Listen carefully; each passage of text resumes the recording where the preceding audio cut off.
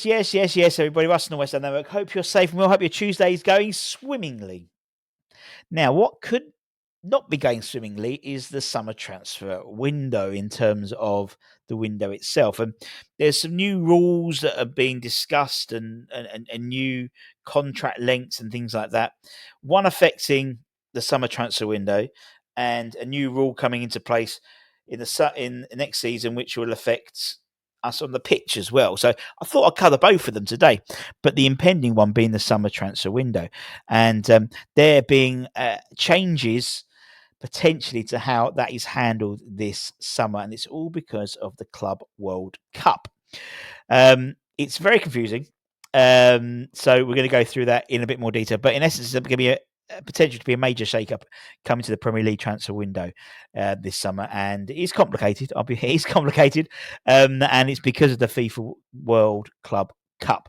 And that's thrown a massive curveball into how the dealings of transfers are going to be done by Premier League clubs.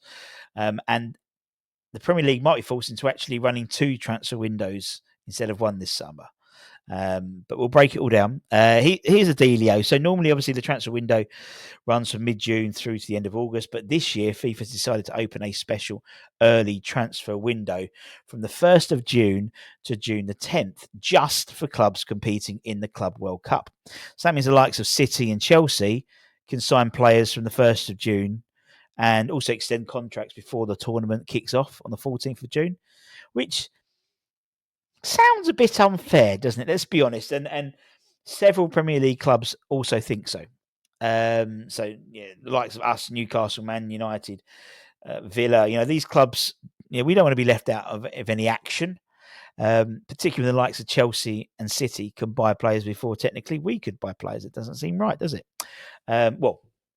And also, this is officially by players. So, we know that there's dealings and stuff all done throughout the year, but the sort of period to make those transfers official would be for Chelsea and Man City potentially 2 weeks before the Premier League. Now, FIFA apparently have agreed to extend this early window for all Premier League clubs. But to do that, there's a catch. According to FIFA rules, a transfer window is only due and can only last for no more than 89 days.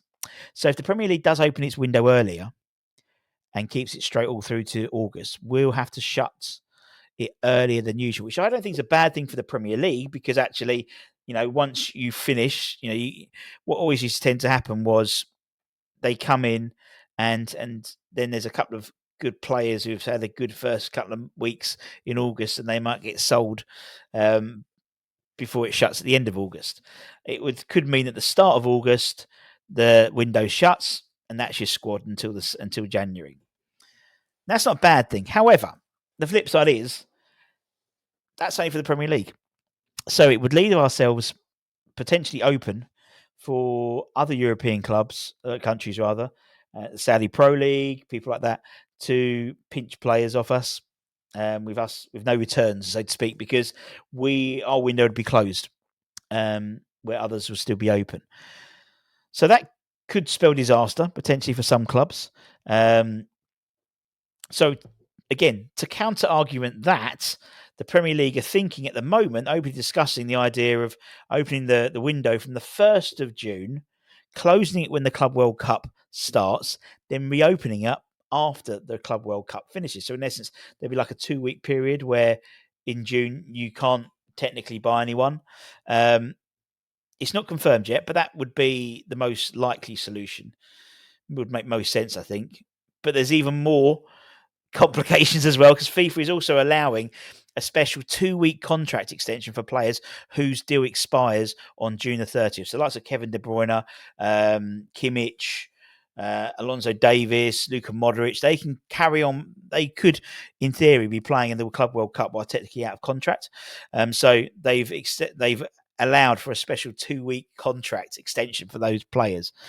But there's also an emergency registration window from June the 27th to June the 3rd, so teams can replace outgoing players as well. it's a bit crazy at the moment. But if that wasn't enough, the Premier League is already in a legal battle with FIFA over this tournament. The league argues that FIFA didn't properly consult clubs before adding the World Club Cup to its already packed football calendar. And to make things even worse, Man City have asked for a delay to the 25-26 season because of the Club World Cup commitments. Obviously, that got rejected. But it's absolute balmy. This Club World Cup is having a massive effect and knocking on effects in terms of, not just the clubs involved, but West Ham, for example. It'll be a 2-week period where we can't buy anyone. So for a pre-season where we have a critical pre-season coming in, the Club World Cup has put a little bit of fly in the ointment, a 2-week period. Now, granted, most players won't report back to probably late June, early July, but still, that gives us another 2 weeks that we could have been buying players to bring into pre-season, which could delay some of those signings. It's very complicated, and they seem to be backing themselves into a corner all the time, FIFA, in terms of this. So, as I said, that's something that's going to affect the summer. Something that's going to affect us from August, in essence, is a new rule called the 8-second rule. Now, this will be brought in July to stop time wasting by goalkeepers. At present, the current rule is an indirect free kick. Should the keeper be awarded, it will be awarded if the keeper holds onto the ball more than 6 seconds. In all honesty, I don't think I've ever seen an official give an indirect free kick because of that. And it would take big kahunas. I think it was a quote for a ref to do that and awarded an indirect free kick within the penalty box. So the new rules being brought in is the 8-second rule instead of the 6-second rule.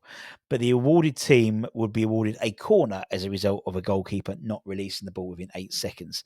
So you're probably more likely to see that than an indirect free kick in the box. It'll be more rigorously imposed as well in order to stop more time wasting. So, a few more corners each game could help the likes of West Ham and James Ward-Prowse's dead ball situations. He narrowly missed a goal in the second half, the Arsenal game, wasn't it, from a corner.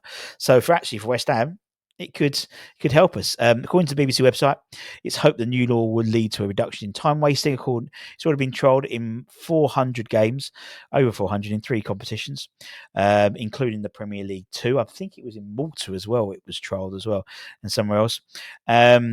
And the referees will also warn the goalkeepers with a 5-second count before they are penalised. So basically, the referee has to count to 3 and then will raise his hand 5, 4, 3, 2, 1.